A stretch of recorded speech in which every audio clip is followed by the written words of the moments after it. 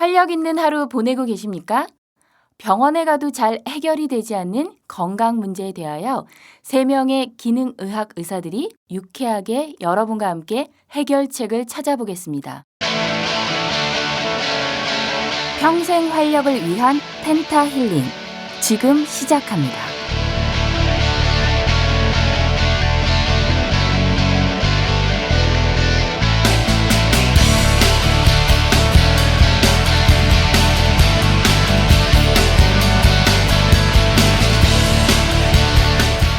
본 방송에 나오는 의학적 견해는 일반적인 상식과 다를 수 있습니다.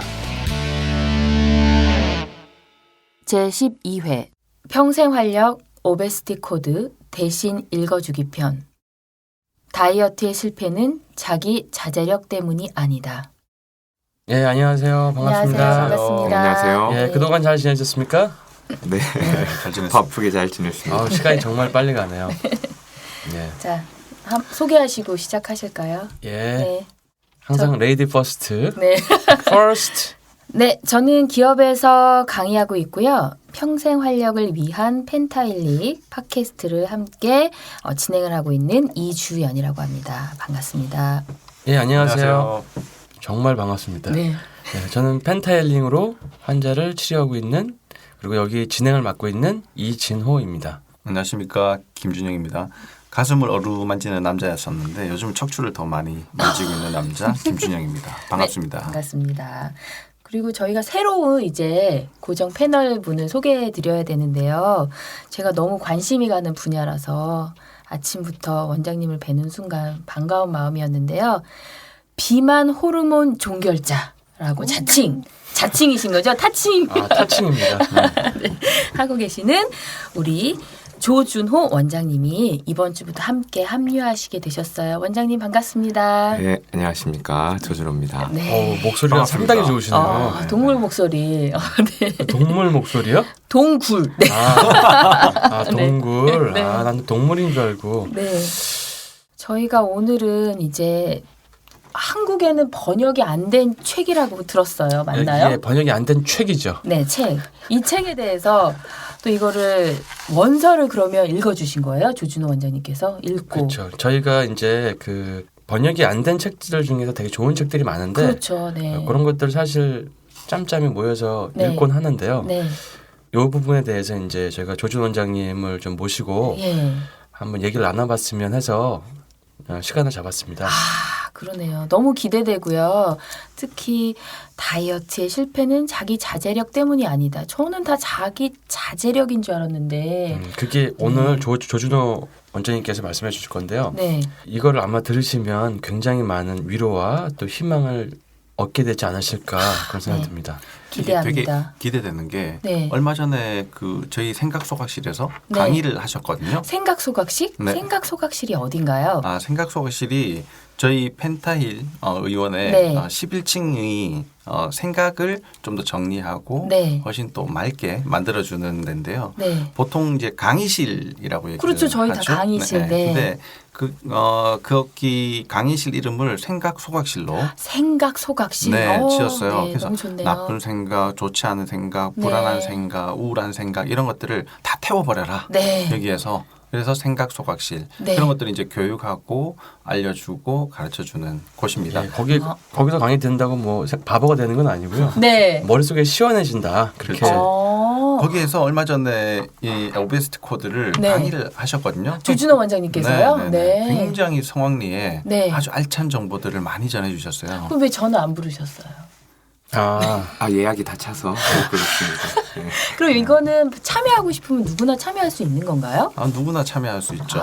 네. 대신 저희 생각소각실 방이 24명이 이제 참여할 수 정원이에요? 있거든요. 네네. 그래서 빨리 네. 신청하면 예약을 하셔야 됩니다. 이거 순식간에 차더라고요. 그렇구나. 저희가 이제 이 강의가 앞으로 계속 펜타일 클리닝에서 오픈이 된다고 해서 또 계속 공지도 올려드릴 테니까 관심 있으신 분들은 공지를 들으신 후에 신청을 해주시면 좋을 것 같습니다. 네. 앞으로 많은 분들의 참여를 부탁드리면서요.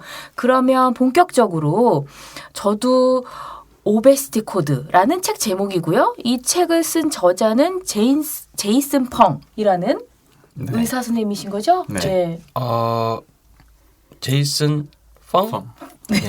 네. 예, 의사 선생님 맞습니다. 아, 그러면 신경내과 전문이라고 제가 들었는데 이분의 책에 대해서 오늘 좀 얘기를 해주실 건가요? 신경내과가 아니고 네. 신장내과. 죄송해요.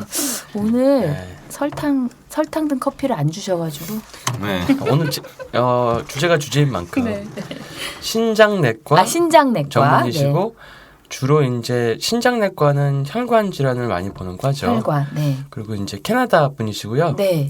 그래서 원제는 한국말로는 오베서티 코드고 네. 원제는 뭔가요, 최 작가님? 오비스 코드라고 합니다. 네, 오늘은 최 작가 분께서 네. 이 원문이다 보니까 영어를 잘하는 최 작가님이 옆에서 네. 발음 교정을 조금 해주시기 위해서 네. 지금 옆에 앉아 계십니다. 우리 최 작가님은 저희 펜타일림 작가로 활동하고 계시죠? 아마 처음 들으시는 것 같은데 반갑습니다. 네, 안녕하세요. 네. 중간중간에 오늘은 영어가 많아서 네. 그 발음 교정을 부탁드리면서요. 그러면 저는 코리안식으로 오베시티 코드 이 책에 대해서 먼저 제가 써주신 원고를 한번 그대로 읽어볼 건데요. 혹시 들으시는 분들은 불쾌하시더라도 반말로 써주셨기 때문에 어쩔 수가 없어요. 네. 첫 번째, 칼로리 제한식의 오류에 대해서 얘기를 드릴 텐데요. 더 적게 먹고 더 많이 움직여라. 우리는 섭취하는 칼로리가 사용하는 칼로리를 넘게 되면 그 결과로 체중이 증가된다고 말한다. 또한 너무 많은 칼로리를 섭취하는 것은 체중 증가를 유발한다고 말하기도 한다. 이러한 사실들은 너무 명백해서 우리는 의심의 여지 없이 이를 사실로 받아들인다. 하지만 이것들은 사실이 맞을까? 비만과 칼로리에 대해 잘못된 이론들을 함께 살펴보자.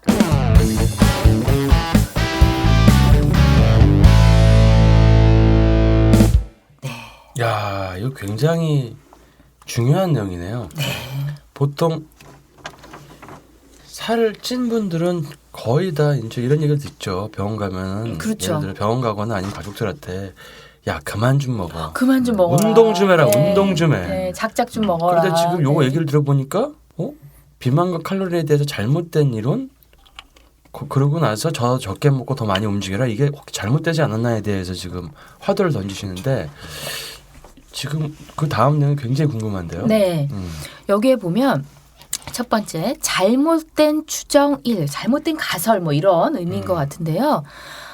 우리 조준호 원장님께 이제 질문을 드릴 텐데요. 책에서 아마 저자가 이렇게 말한 것 같아요. 섭취하는 칼로리와 사용하는 칼로리는 서로 관계가 없다. 이것은 거짓이다. 이거에 대해서 원장님의 설명을 좀 부탁드리겠습니다. 이 제이슨 펑이라는 사람은 비만의 원인을 개인의 탓으로 돌리지 않고 네. 우리가 뭘 먹냐 또 그거를 어느 간격으로 먹냐 이런 내용들을 전달을 하는 이유 자체가 네. 우리 몸의 호르몬을 네. 이야기를 하고 있습니다. 그중에서 대부분의 다이어트 이론들에서 예. 제시하고 있는 내용은 먹지 마라입니다. 그렇죠. 예, 실제로 네. 환자분들이나들지 다이어트를 하시는 분도 선택하는 방법은 네. 덜 먹는 방법을 선택하고 그렇죠. 절식하는 방법을 선택하고 네. 그 이유 중에 하나는 시간이 없습니다. 아, 예. 어떤 시간이? 먹는 시간이요? 운동하는 시간도 운동하는 없고 시간이 거기에 없죠. 대해 네. 고민하는 시간도 없고 네. 앉아 있는 시간도 많고 네. 그런데 우리가 칼로리를 줄이려고 하면 실제로 몸에서 쓰는 에너지도 줄어듭니다. 그래서 네. 소모되는 에너지가 줄기 때문에 처음에는 다이어트가 되더라도 중간에 멈춰버린다는 이야기. 그러면 많이 안 먹게 되면 소모되는 에너지도 줄어들기 때문에 네. 그러면 섭취하는 칼로리가 줄으면 사용하는 칼로리도 줄고 섭취하는 칼로리가 늘어나면 사용 칼로리 늘어납니다. 근데 이제 우리가 보통 다이어트 할 때는 섭취하는 칼로리와 사용하는 칼로리가 관계가 없는 것처럼 네. 무조건 그대로 칼로리가 사용되니까 줄여서 먹으면 살이 빠진다. 그렇죠. 근데 이게 잘못된다는 얘기잖아요. 그렇죠. 지금요. 그럼 줄여서 안 그러면- 먹어도 되는 거예요? 그러니까 진료실에서도 흔히 이런 일들이 생기잖아요. 저 물만 먹어도 살이 쪄요. 그렇죠. 그런 사람들 너 몰래 숨어서 뭐 먹잖아. 그렇죠. 숨어서 먹는 거 빨리 다 저 안 찍어봐. 먹어요. 안 먹는단 말이에요. 또 이러신 분들도 많죠. 그렇죠. 좀 적게 드세요. 이제 양이 자체가 많으신 분들은 그러고 여쭤보면 저 과일밖에 안 먹는데요. 이렇게 이야기하시는 분도 있어요. 그렇죠. 근데 이제 네. 과일도 나중에 따지고 보면 이 다이어트를 유발하는 가장 중요한 요소 중에 하나죠. 과일은 영양소 덩어리다 네. 이렇게 생각하잖아요. 어떤 분 네네. 이런 분도 있었어요. 저 풀만 먹어요. 근데 코끼리만큼 먹어요. 이런 분 있어요. 코끼리가 엄청난 풀을 먹는다던데. 하여튼 그건 다음에 얘기하고 죄송합니다. 빠져서 일단은 굉장히 중요한 거구나. 그러면은 이제 잘못된 추정 1에 대해서 네. 우리가 한번 이제 얘기해봤고 그다음에 네. 그 다음 또 추정이 있나요? 네, 두 번째 잘못된 추정 두 번째 기초 대사율은 안정적이다. 이것도 거짓.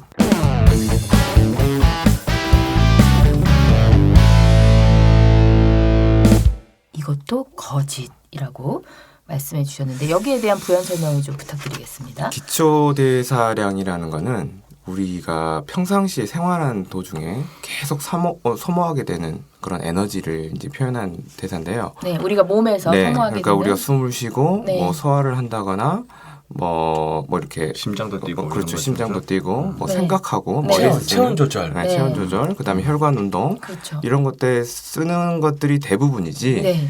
실제로 저희가 운동 선수가 아닌 이상은 기초 대사량 중에 운동, 네. 그러니까 우리가 움직여서 쓰는 에너지는 10에서 30% 정도밖에 안 된다는 거죠. 네. 그리고- 일상을 네. 생활하는 현대인들인데요. 네네. 네. 그리고 기초 대사량 자체가 우리가 소모하고 싶어서 아야 너 기초 대사량 높여 이렇게 말해서 네. 될 수 있는 문제가 아니잖아요. 네. 그래서 그거를 조절하기 위해서 노력하는 것 자체가 큰 의미가 없다는 거죠. 보통 저희가 듣기에는 나는 기초 대사량이 좀 떨어진대. 네. 그런 얘기를 듣는데 그게 그러면 그렇게 의미가 없다는 말씀이신 그렇죠. 거예요? 그리고 그리고- 우리가 오. 사용하는 총 칼로리의 기초 대사량 한 70% 정도 차지한다. 그렇죠. 많은 사람은 90%.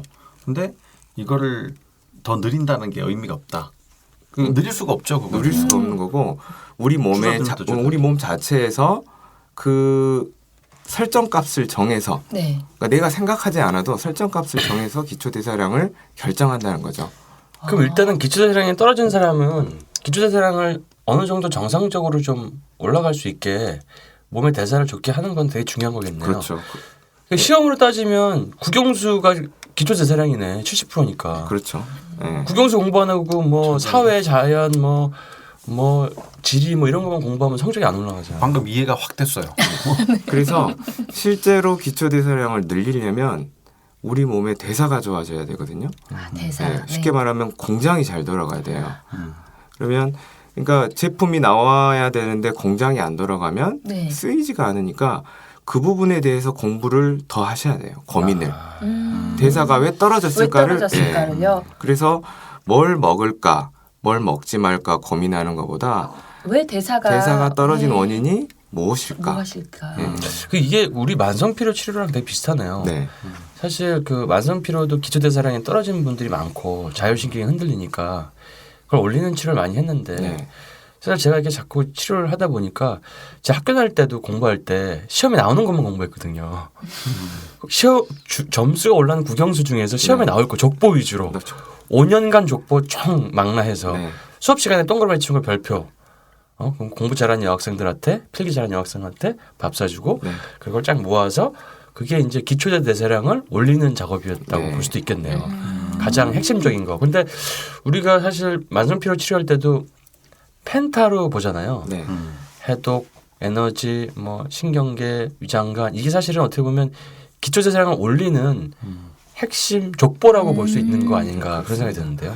그리고 이제 초점을 만약에 더 맞춘다면 실제로는 혈액순환, 그다음에 호흡 이 부분에 더 초점을 맞추시면 공장을 훨씬 더 잘 돌릴 수 있을 것 같습니다. 혈액순환과 호흡을 좀 더 해볼까요? 어떻게? 네. 산소가 필요한가? 네. 자 다음 거 합시다. 네, 세 번째 점점 재밌어지는데요. 잘못된 추정 세 번째. 우리는 섭취하는 칼로리를 의식적으로 절제할 수 있다.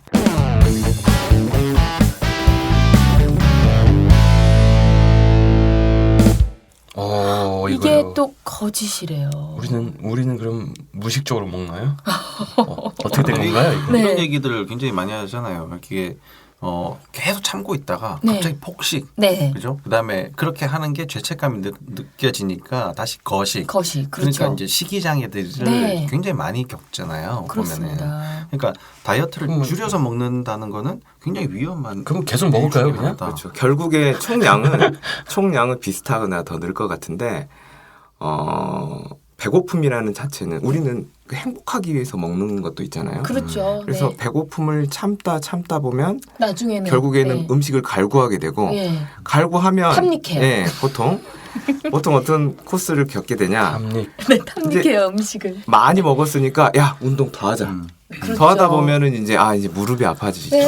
그래서 온몸이 신체, 네, 온몸이 신체적인 있으면. 문제까지 이렇게 다가올 수가 아. 있겠습니다. 사실 그것 때문에 호르몬 작용이 많다. 렙틴, 그렐린도 물론 있긴 하지만 우리가 뭐 스트레스 받을 때 뭐 콜티졸 이런 것도 있고 당을 먹었을 때 또 세로토닌이 행복 호르몬이 계속 그렇죠. 많이 네네. 나오잖아요. 네. 그런 호르몬들의 문제들도 굉장히 밀접하게 관련이 있잖아요. 그 호르몬이라는 걸 일단은 따져보면 우리 몸에 나중에 나오겠지만 항상성, 그러니까 정상으로 되돌리려는 성질들이 있습니다. 항상성. 네, 네, 항상성. 네, 원래로 되려고 네. 하는. 네.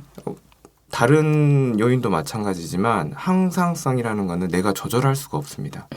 몸에서 조절하는 겁니다. 그래서 네. 쉽게 말하면 입력과 출력을 스스로 조절한다는 거죠. 안 좋은 정보가 들어오면 거기에 맞춰서 몸 대응을 하는 대응을 거고 하고, 네. 위험한 정보가 들어오면 거기에 맞춰서 빨리 피하게 되는 거고. 아. 그래서 이 먹고 안 먹고 이 자극도 따지고 보면 그런 호르몬에 의한 영향도 굉장히 크다는 거죠. 그럼 우리가 그러면 칼로리를 의식적으로 절세할 수 있는 게 아니라고 하면 네. 칼로리를 어느 정도 먹느냐라고 하는 것은 그거를 설정하는 가장 중요한 원인이 뭘까요? 이 책에서는 뭐라고 얘기하고 있나요? 이 책에서 이야기하는 거는 호르몬을 이야기하는데 호르몬 종류 중에서도 인슐린이라는 호르몬과 네. 코티졸이라는 호르몬을 이야기하고 있습니다. 인슐린, 코티졸. 네. 그러니까 인슐린과 코티졸 그리고 네. 당분 세 가지 틀을 이야기해 주는데 서로 맞물려 있습니다. 그래서 당을 먹으면 실제로 말씀하신 대로 굉장히 즐거워집니다. 그렇죠. 기분 하지만 좋아져. 인슐린의 자극이 되고 그 인슐린 자극과 또 코티졸 스트레스 호르몬 자극이 되면서 또 당분을 섭취하게 되면 악순환이네요. 악순환이 되고 아까 말씀드린 대로 우리가 설정값, 그러니까 항상성을 위한 설정값이 올라가 버립니다. 그러면 몸에서는 그 체중을 맞추기 위해서 어떤 동작이라도 한다는 거죠. 운동을 줄인다거나 아니면 더 음식을 찾는다거나. 그리고 제가 이제 이 책을 보면서 되게 이제 읽으셨어요, 확실히? 읽었죠. 정말? 제가 책을 보면서 되게 재밌게 느꼈던 건 이런 걸 했어요. 예를 들어서 방에 온도를 30도에 맞췄다. 30도에 맞췄는데 이제 예를 들어서 막 30도가 아니 다시 정정할게요. 예를 네. 들어서 온도를 한 0도에 맞춰서 0도. 0도에 맞추면 춥잖아요. 그렇죠. 근데 이거를 따뜻하게 하려고 히터를 갖다 놨어요. 히터를 계속 따뜻하기 위해서 히터를 틀어. 그러면 처음에는 온도가 어느 정도 맞춰지잖아요. 나중에는 히터가 가열돼 가지고 빵 터져 버리죠. 그럼 다시 온도가 한 15도, 16도 올라갔다 다시 0도로 떨어지죠. 그러니까 이게 뭐랑 같냐면 우리의 비만의 체중의 설정값이 정해져 있는데 그건 놔두고 다른 요인을 한다는 거죠. 그게 이제 뭐 그러니까 방 온도를 올려야 되는데 쓸데없이 일단 난로 갖다 난로 갖다 놓은 거지. 히터 털어놓고 그치. 뭐 그게 우리가 이제 전기장 굶거나 하나 이런 것들이죠. 뭐. 그러니까 핵심을 건드려야 되는데. 핵심을 잡아야 되는 거죠. 근데 설정값을 움직이려면 인슐린을 덜 올리는 음식을 먹어야 된다. 설정값이 그래서 굉장히 인슐린을 먹으면 우리가 뭐 무슨 글렐린, 뭐 렙틴, 뭐 콜레스토키닌, 뭐 펩타이드, YY 뭐 이런 것들이 다 움직인다는 얘기예요. 그래서 예전에 제가 이제 제 노래 중에서 예전에 그 샹그릴라 다이어트라는 노래가 있어요. 그게 뭐냐면은 샹그릴라 다이어트가 그때 이상형이에요. 샹그릴라가. 그게 이제 식전에 기름을 먹으면 살이 빠진다는 다이어트였거든요. 근데 기름이요? 올리브 오일을. 올리브 오일이나 네. 뭐 그때 카놀라유도 썼는데 그게 뭐냐면은 칼로리를 인슐린을 올리지 않는 칼로리를 먹으면 이 설정값이 떨어지니까 살이 빠지는 거예요. 그때 엄청나게 그게 많은 사람들이 효과를 봤거든요. 근데 거기에 대한 이론이 좀 더 LCHF에서 좀 더 밝혀질 거라고 보여요. 이제 봤을 때. 그러니까 뭐 이게 지금 우리가 호르몬 얘기하고 있지만 사실 호르몬 종류를 대면은 너무 어렵잖아요. 네네. 근데 이 호르몬들이 어떻게 작용하느냐를 보면 아까도 말씀드렸다시피 항상성 우리 몸을 항상 일정하게 유지를 하고 위험에서부터 벗어나도록 네. 해주는 게 호르몬인데 배고픈 게 내 몸에서 고통을 만들어내고 불행감을 일으키고 그렇죠. 그게 어떻게 보면 장기적으로 되면 죽을 수 있다는 위험을 네. 인지하게 하는 거예요. 그러니까 온갖 호르몬들이 이제 작동을 하게 되는 거죠. 그러니까 배고픔을 없애주는 게 호르몬을 호르몬. 안정시키는데 네. 가장 중요하다. 근데 그 배고픔을 지금 탄수화물로 대부분 먹고 있기 때문에 그렇죠. 또 다른 문제들이 생기는 거잖아요. 그러니까 사실 우리가 그런 얘기 많이 하잖아요. 의식은 잠재의식을 이길 수 없다. 그 중요하죠. 예를 들어서 네. 절대 웃지 마. 그러면 갑자기 빵 터져버리고. 예를 들어서 그 우리의 몸의 어떤 그 자율신경이라든지 기초대사량을 우리 마음대로 막 의지적으로 한다고 해서 그게 잘 되는 게 아니다. 어떤 자연의 섭리에 따라야 된다. 그런 뜻이 담겨 있는 것 같아요. 우주의 어떤 섭리가. 그러면 이제 자, 이 즈음에서 그 칼로리를 의식적으로 절제할 수 없다고 본인을 탓하거나 굉장히 심한 자책감을 가진 많은 청취자분들은 마음의 짐을 내려놓으시면 쫙 돼요. 내려놓으시기 바랍니다. 네, 그래야 될 것 같아요. 네.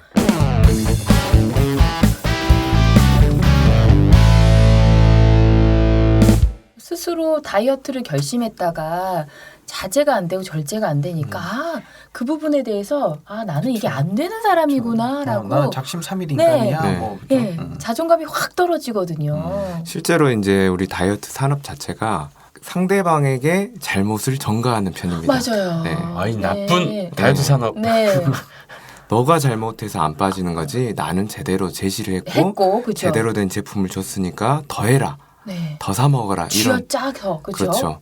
그래서 개인적으로 너무 고통과 불행감을 느낄 수 있는 방법이 현대 다이어트 방법이죠. 그러니까 다이어트를 하면서 기분이 좋은 것이 아니라 또 굶어야 돼라는 생각이 들다 보니까 이게 너무 힘든 일이 된 힘들죠. 거예요. 두 번 하기 싫은 거죠. 그렇죠. 그러니까 네. 우주의 섭리를 거스를 수 없는 거잖아요. 저도 이제 밖에 나가서 식사를 할 때가 가끔 있으니까 보면은 다 인슐린을 올리는 음식이 천지태반이에요. 맞아요.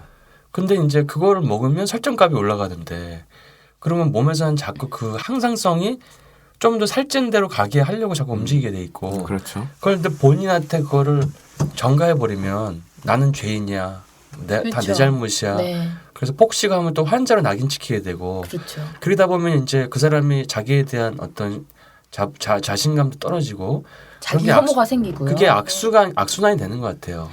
그렇구나. 또 다른 관점이 하나 있는데 네. 실제로 저희가 유전적인 부분도 무시를 할 수는 없죠. 근데 그렇겠죠. 네. 유전적인 부분이 이 제이슨 펑이 쓴 책에는 한 70% 정도라고 이제 제시를 하고 있고 30% 정도가 이제 생활 습관, 식이를 통해서 바꿀 수 전 있다고 돼 유전입니다.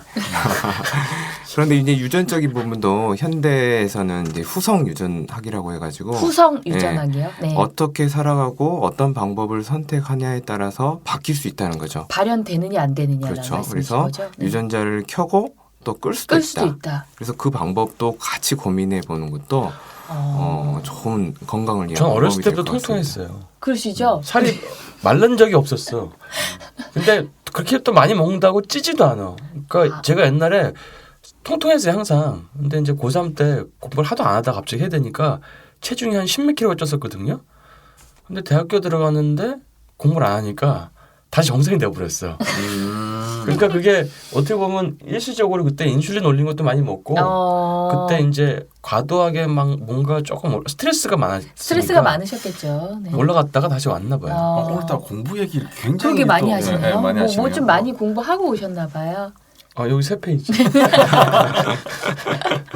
아니 왜냐하면 저희 그런 얘기들 하고 여자들끼리 나는 물만 먹어도 살찌는 체질을 타고났어. 우리 엄마도 그래. 우리 할머니도 그랬어. 이건 유전적인 거라서 아무리 노력을 해도 안 돼라고. 물만 드시고 네. 살찌면 스펀지라고 하죠. 스펀지. 그러니까요. 네. 스펀지는 또 조준 원장님이 또 스펀지를 잘 짜세요. 그건 조금 있다가 유전자를 스위치를 꺼주실 수도 있다는 네. 거죠. 스위치도 끄고 스펀지도 짜고 뭐 이런 거. 네. 희망이 점점 저희가 생기면 같이 고민해드리겠습니다. 네. 일단은 마음의 모든 것을 이제 다 내려놓으시고 네. 자책감을 내려놓으셔라. 내려놓으시고 네. 우리가 지금 고해성사를 해드리겠습니다. 네. 자, 잘못된 추정 네 번째. 지방 저장량은 신체에서 기본적으로 조절되지 않는다. 거짓.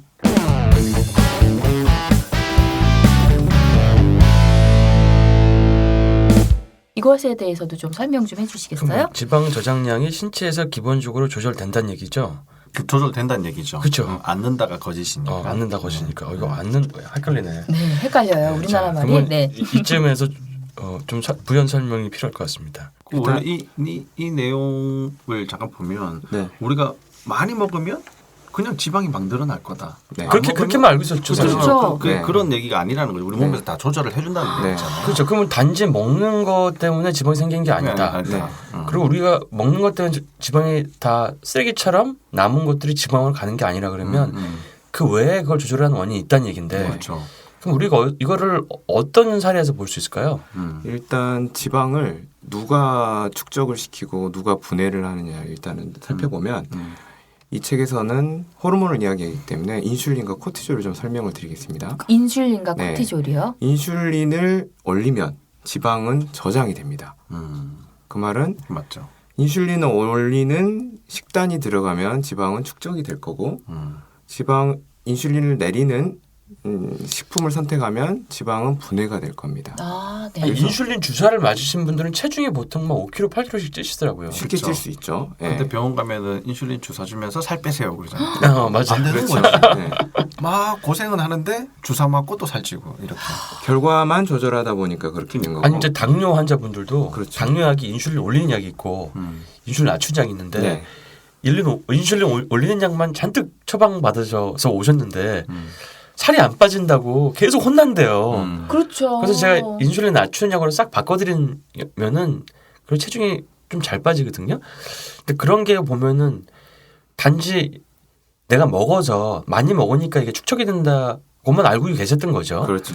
근데 그 사실은 이제 몸에 인슐린 올리는 기제가 있었다는 거죠. 네. 그런 것들. 그리고 이제 첫 인슐린 말씀드렸고 코티졸을 말씀을 드리면 이제 스트레스 호르몬이잖아요. 네, 우리 몸에 스트레스 호르몬. 어떤 자극이 들어왔을 때 반응을 통해서 우리 몸을 보호하는 호르몬인데 코티졸을 올리면 우리 몸에 중심 지방이 쌓이는 거고 코티졸이 오르면 팔다리는 가늘어집니다. 그래서 팔다리는 가는데 뚱뚱하신 분들이 있죠.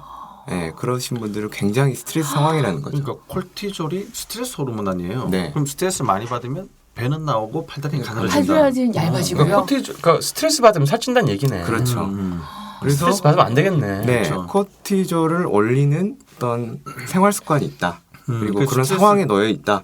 그러면 살이 안 빠진다. 안 빠지고 찌게 되는 거고 그거 자체가 우리 스트레스 받으면 자동적으로 손은 초콜릿이나 단 거를 찾게 되잖아요. 그렇죠. 그리고 또 당분하고 연관이 돼 있고 네. 당이 올라가면 당을 조절하기 위해서 인슐린이 또 올라가게 되고 그래서 같은 사이클 속에서 자가 악순환에 들어가는 것 같습니다. 저번에 저희가 이제 생각소각실에서 강의할 때는 인슐린 얘기를 했었는데 네, 한번 코티졸과 비만에 대해서 한번 다뤄보면 좋을 것 같네요. 네. 그걸 정해서 한번 공지를 해드리겠습니다. 굉장히 중요한 주간인데 네. 그리고 그러면은 호르몬이 인슐린과 그 코티졸 말고도 남성 여성 호르몬도 지방 저장량의 차이를 주는 거 아닌가요? 네 그렇습니다. 그렇죠. 남성이 테스토스테론이 많으면 지방보다는 근육이 더 많이 늘어나고 에스트로겐이 많으면 살이 찌는 근육보다는 거예요? 지방이 좀 더 늘어나게 되는 거죠. 그렇죠. 그러니까 보통 여성분들이 지방이 더 많은 거는 많이 먹은 게 아니죠. 호르몬의 영향이 호르몬의 영향이지. 그러니까 이제 출산을 위해서 뭐 부분 네. 이렇게 저장도 하고요. 그러면 우리 아들은 여성 호르몬이 남자죠? 네, 남자아이인데 여성 호르몬이 나오는 것 같진 않아요.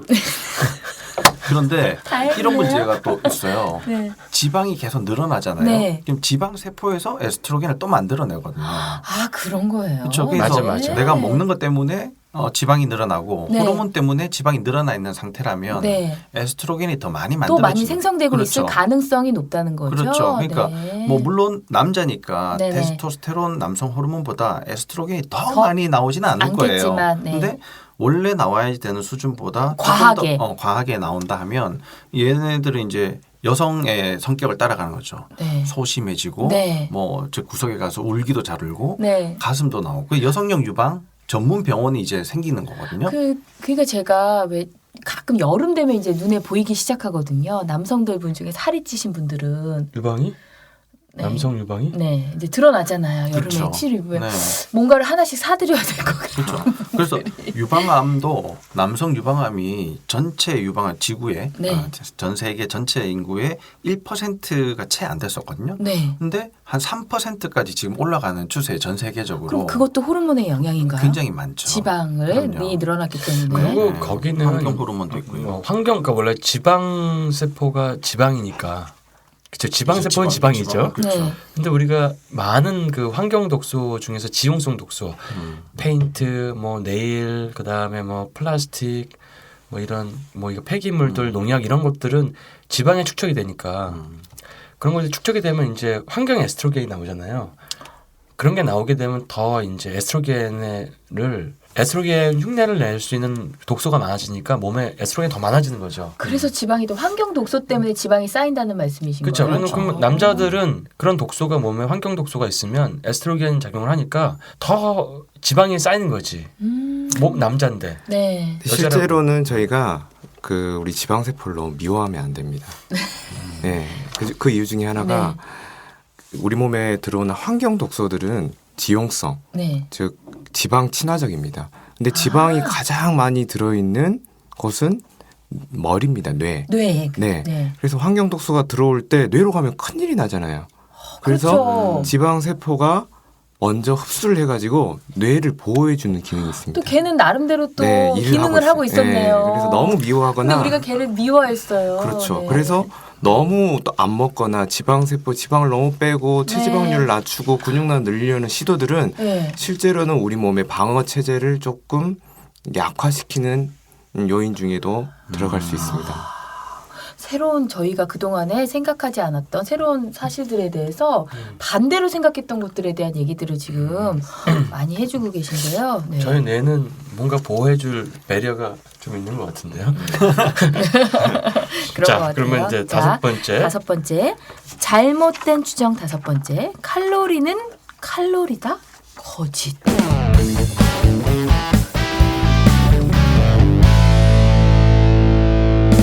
이거에 대한 부연 설명은 어떻게 굉장히 될까요? 중요한 이야기입니다. 네. 우리가 어떤 현상을 바라봤을 때 어느 쪽에서 바라봤냐에 따라서 다른 관점을 가질 수 있잖아요. 그렇죠. 패러다임 우리의 그렇죠. 프레임. 그래서 네. 프레임 바꾸자 굉장히 중요한데 우리가 이제 장님 코끼리 만지기랑 네, 비슷한 것 맞아요. 같아요. 네. 그래서 비만을 칼로리로만 보면 안 된다.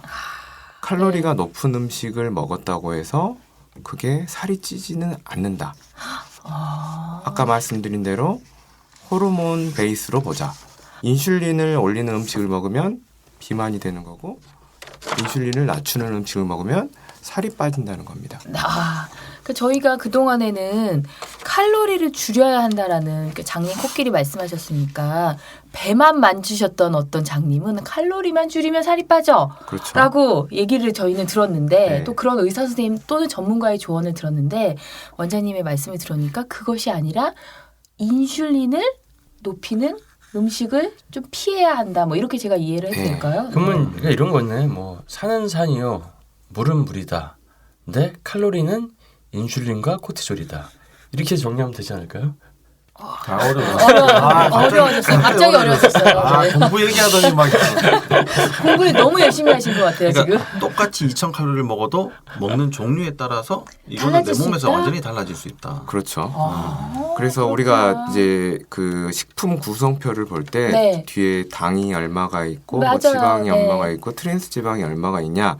요 그다음에 칼로리가 이렇게 써져 있는데 네. 그 중에서 칼로리를 보지 마시고 그 제품 구성 성분 중에 뭐가 들어있느냐를 더 초점을 맞추시는 게 맞습니다. 아, 근데 저희는 대부분 여성들은 그 저희가 칼로리 체크하는 요즘에는 뭐 이런 것도 네, 있거든요. 어플도 있고. 네네. 그래서 다이어트 할 때 어떻게 하냐면 김밥 한 줄은 몇 칼로리, 뭐 짜장면은 몇 칼로리 이런 거 계산해서 했는데 그게 아니라 거기에 내용 성분을 보면서 해야 된다는 말씀이시네요. 그렇죠. 잘못된 추정 5가지를 한번 봤는데요. 네. 이걸 보니까 굉장히 우리의 사고의 전환이 이루어지는 것 같은데요. 네, 그런 것 같아요. 네. 제가 조준호 원장님 강의록을 보다 보니까 네. 되게 재밌는 말들이 나와서 어떤 얘기인가요? 연예인들이 한 얘기가 나오는데요. 네. 자, 여기 이소라 씨. 인생은 살이 쪘을 때와 안 쪘을 때로 나뉜다. 그거는 명언이에요. 명언이다. 근데 이제 이거는 우리가 지금 5가지 추정을 비춰봤을 때 네. 그 뭐라고 볼 수 있을까요? 스트레스가 많았을 때와 없었을 때, 없었을 때. 아니면 인슐린을 높인 음식을 먹었을 때와 안 높이는 음식을 먹을 없을 때 그럼 나을 수 있다. 자, 2번째 김사랑 씨의 새끼 다 먹으면 살쪄요. 이것도 잘못된 얘기네요. 그렇죠. 이거는 음식 종류가 중요한 거지 새끼를 다 먹는다고 살찌는 게 아니고 아니다. 네. 이제 다음 2부에 또 나오겠지만 음식 간격을 늘리면 도움이 되죠. 인슐린 낮아지니까. 간헐적 뭐 단식 뭐 그치, 이런 건가요? 인슐린을 낮추는데 우리가 지금까지 얘기한 거는 강도를 낮추는 건데 빈도 낮추는 것도 있으니까. 네. 김사랑 씨 한번 만나봐야겠네요, 제가. 자, 3번째 제시카 죽을 만큼 운동하고 죽지 않을 만큼 먹었어요. 죽을 만큼 운동하고 죽지 않을 만큼 먹었어요. 그것만으로도 이게 잘못된 거네요. 그러니까 그렇죠. 기초 대사량이 더 늘어나야 되는데 네. 운동을 이게 해봤자 지금- 네. 10에서 30%밖에 못 쓴다는 거 아니에요? 이게 지금 우리 5가지 그 잘못된 추정을 다 보통 포함하고 대부분 있죠. 하는 다 그런 위배하는 그러네요. 이러다 큰일 나시겠네요. 제가 제시카도 만나봐야겠는데요. 초대 한번 해야겠습니다. 네. 가능할까요? 그다음에 김민희 씨 네. 먹는 거요? 귀찮아요.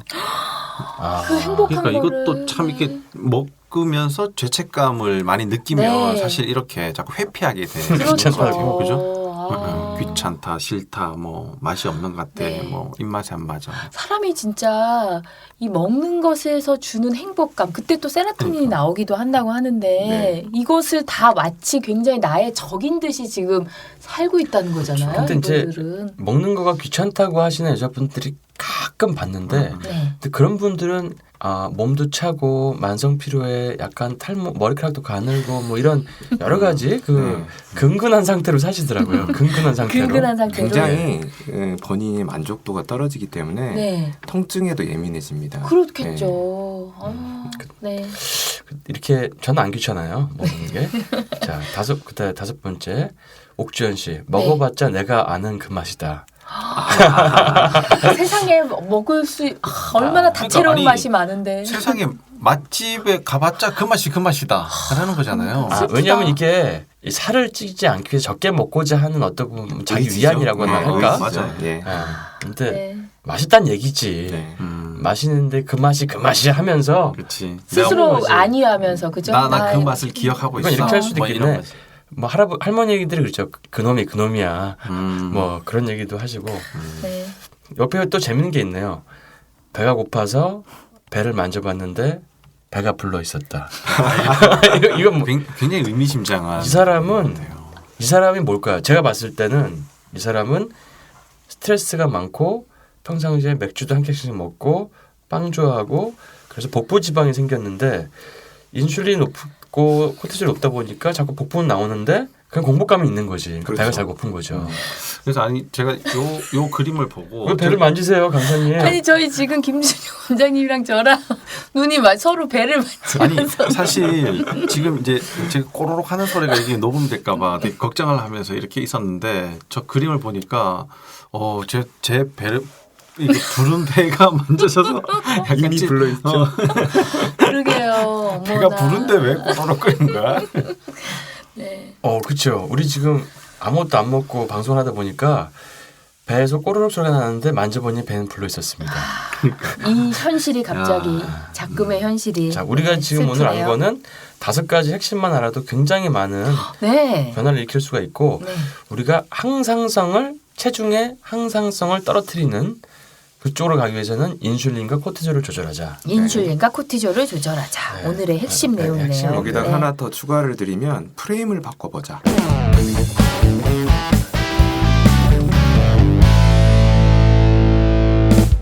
삶의 어떤 먹는 습관에 대한 프레임을 바꾸자. 네. 네. 그리고 여기 이 발음은 지금 맞나요, 최 작가? 맞는 것 같습니다. 맞나? 한번 해주세요. 그래도 한번 해주세요. 너무 네. 네이티브의 발음을 일부러 원합니다. 쑥스럽게 하려고 했어요. 한 번만 해주세요. 네, frame. 네. 아, 잘해준 것 같아요, 저희가. 네, 이거는. 자, 그다음에 이제 우리 칼로리를 제한해가지고 살이 빠지나 아니면 칼로리를 너무나 많이 먹겠는데 정말 살이 찌나 우리가 지금 얘기했던 추정을 한번 진짜 실험을 해보고자 추정이 맞는지 안 맞는지를 보여주는 실험들이 몇 개 있어서 네. 그런 걸 한번 짧게 한번 리뷰를 해보겠습니다. 네. 이런 연구가 있었죠. 이걸 어떻게 읽느냐. 네. 자, 최 작가 1919년에 Carnegie Institute of Washington. 거기서 칼로리 섭취량을 줄인 상황에서 총 에너지 소비량을 상세히 조사한 연구가 진행이 되었대요. 굉장히 오래전 연구인데 벌써 이런 연구가 진행됐군요. 네. 그래서 연구 대상자들은 일반적인 섭취량보다 30% 적은 1,400 칼로리를 먹었다. 그래서 반기하 상태로 진행을 했다. 이렇게. 반기하. 네. 그랬더니 에너지 소비량이 3,000 칼로리에서 1,950 칼로리까지 줄어들었다. 적게 먹었더니 에너지 소비량도 줄어들었다는 얘기군요. 그렇죠. 네. 네. 칼로리 섭취량의 30% 감소는 칼로리 소비량의 약 30%의 감소로 이어졌다. 그러면은 네. 그리고 대상자들이 회복 단계에 진입하자. 회복이라는 얘기는 다시 정상적인 시기를 하자. 네. 그들의 체중은 12주 만에 금방 되돌아왔으며 실험 이전보다 더 많은 체중을 얻게 되었다.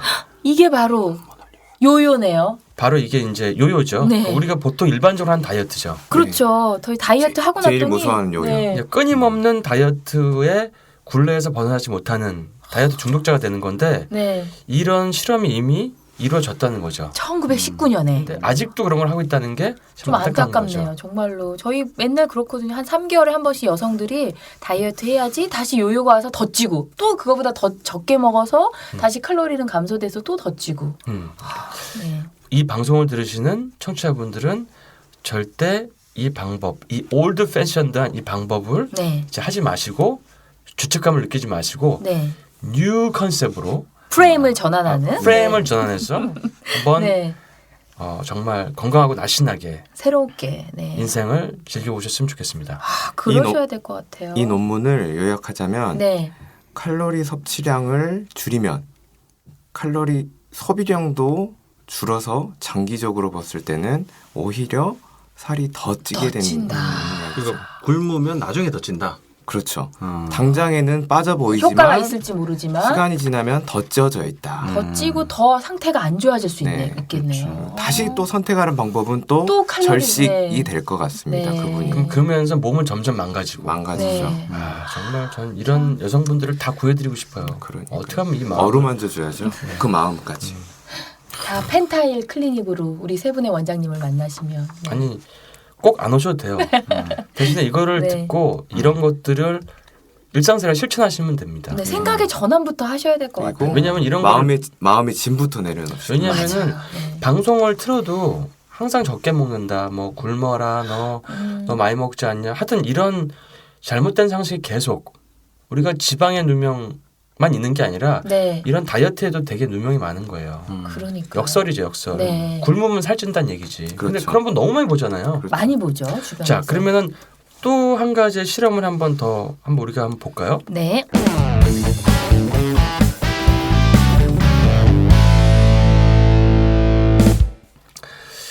저칼로리 고탄수화물 식단을 한 실험. 이거는 이제 뭐냐면 적게 먹고 대신에 탄수를 많이 먹은 거니까 우리가 지금까지 얘기했던 5가지 가설에 다 반대해야 되는 거죠. 네. 네. 칼로리는 적게 먹고 인슐린 올리는 고탄수화를 먹는다. 아, 예. 자, 1944년에 진행된 주 작가 Minnesota Starvation Experiment. 예, 거기서 네. 178cm, 69.3kg인 36명의 건강한 남성을 대상으로 했다. 근데 어떻게 이렇게 똑같은 키와 몸무게인 사람이 36명에 있을 수가 있죠? 대단하다. 일단 넘어가고요. 네. 그래서 이 사람들은 하루에 3,000칼로리를 원래 섭취하던 사람들인데 아, 네. 6달간 반기하 식단인 1,570칼로리를 제공받았대요. 네. 굉장히 힘들었겠네요. 그렇겠네요. 주어진 음식은 주로 탄수화물 함량이 높았고 고기와 유제품은 거의 제공되지 않았고 고탄수식이죠. 고탄수 네. 저지방. 운동으로 일주일에 22마일을 걸었다. 그럼 거의 50kg가 넘는 건데 일주일에요. 네. 하루 칼로리 소비량은 약 3,009칼로리였다. 그러니까 5,170을 먹고 3,009를 쓰니까 이거는 엄청나게 살이 안 빠질 수가 없는 칼로리적인 계산으로 따지면 잠깐만 5,170을 먹었다고요? 1,570. 1,570. 네. 예. 1,570입니다. 네. 소비량은 3,009칼로리. 네.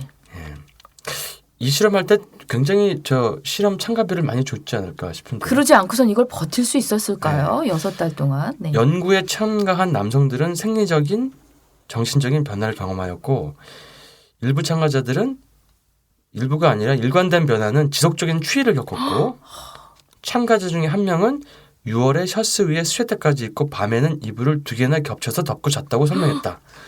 그러니까 몸의 대사가 너무나 떨어진 거네요. 저희 막 그 몸이 안 좋을 때 추위를 느끼잖아요. 그렇게. 신진 대사율의 40% 감소, 심박수 느려짐, 탈모 진행, 체온 하락, 지구력 하락, 혈압 하락, 피곤함, 어지러움증의 결과가 나타났다. 정신적으로도 아주 파괴적인 효과들이 나타났다. 대상자들은 음식 이외의 다른 것들에 대한 흥미를 아주 잊어버렸다. 어떤 사람들은 요리책들이나 요리 도구들을 사재기를 하기도 하였다. 어머나. 그들은 항상 배고픔을 느꼈다. 이 논문을 요약하자면 체중 감량의 실패는 우리 잘못이 아니다. 어찌 보면 칼로리 제한식이었을 거고 그 칼로리 제한이 결국에 호르몬의 잘못일 것이다. 이 내용을 이야기를 하고 있습니다. 근데 여기 지금 실험 대상자들을 네. 보면은 뭐 36명을 모은 것도 좀 신기하다고 아까 말씀하셨는데 네. 178cm에 69kg의 남자면 이게 뚱뚱한 사람 절대 아니에요. 그렇죠. 어떻게 보면 좀 마른 마른 편? 체형인 네, 거잖아요. 마른 체형. 네. 근데 우리나라에서도 대부분 그렇잖아요. 마른 여자들이 더 빼려고 하잖아요. 맞아요. 네. 그러면 이런 여러 가지 부작용들이 이 실험에서 나타난 거랑 비슷하게 나타날 수 있지 않을까요? 제가 이 논문을 보면서 생각이 드는 거는 우리가 다이어트의 목적을 뭘 가지고 봐야 되냐. 상대방의 시선은 아니다는 거죠.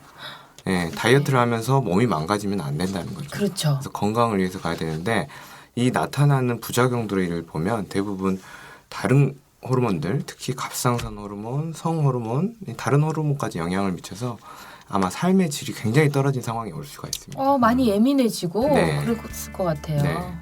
흥미가 없는 거죠. 네, 삶에 있어서 네. 활력도 없고요. 그렇죠. 네.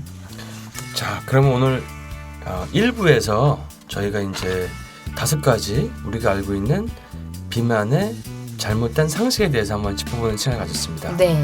그래서 좀 도움이 되셨으면 하는 마음이고요. 네. 일단 이 방송을 통해서 많은 마음의 짐을 덜어놓고 본인을 사랑하게 되기를 바랍니다. 네. 그랬으면 좋겠습니다. 네. 이제 다음 2부에서는 네. 좀 쉬었다가 좀 저희가 쉬다가 다른 이어서 네. 우리 오베스트 코드 대신 읽어주기 편 진행 계속 하겠습니다. 네. 잠깐 쉬겠습니다. 예, 수고 많으셨습니다. 네.